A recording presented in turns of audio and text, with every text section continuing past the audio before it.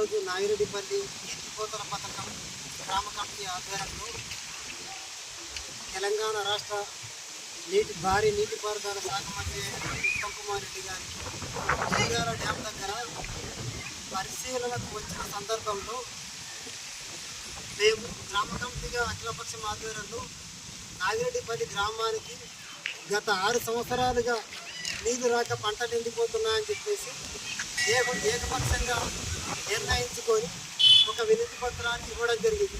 అయితే ఈ వినతి పత్రము ఇది 3వసారి. ఇదివరకే 2 సార్లు ఎలక్షన్ ముందు ఒకసారి ఎమ్మెల్యే ఎలక్షన్ల ముందు, ఆ తర్వాత ఎంపీ ఎలక్షన్ సందర్భంలో కూడా ఇచ్చాం.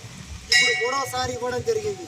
కనుక దీనిని మంత్రివర్యులు మరియు స్థానికంగా ఉండేటటువంటి కొత్తగా నియామకమైనటువంటి పశుసంవర్ధక క్రీడా యువజన శాఖ మంత్రివర్యులు అయినటువంటి వాకటి శ్రీహరి గారు కూడా స్పందించి వెంటనే ఈ వానాకాలం పంటకే నీరు వచ్చే విధంగా, అంటే ఈర్లదిన్న పంప్ హౌస్ నుంచి నాగిరెడ్డిపల్లి గ్రామ ఎత్తిపోతల పథకానికి నీరు అందించే విధంగా కృషి చేయాలని చెప్పేసి ఈ సందర్భంగా మేము అందరం కలిసి మిమ్మల్ని ఈ సోషల్ మీడియా ద్వారా మరియు ప్రింట్ మీడియా ద్వారా, ఎలక్ట్రానిక్ మీడియా ద్వారా మేము తెలియపరుస్తున్నాం.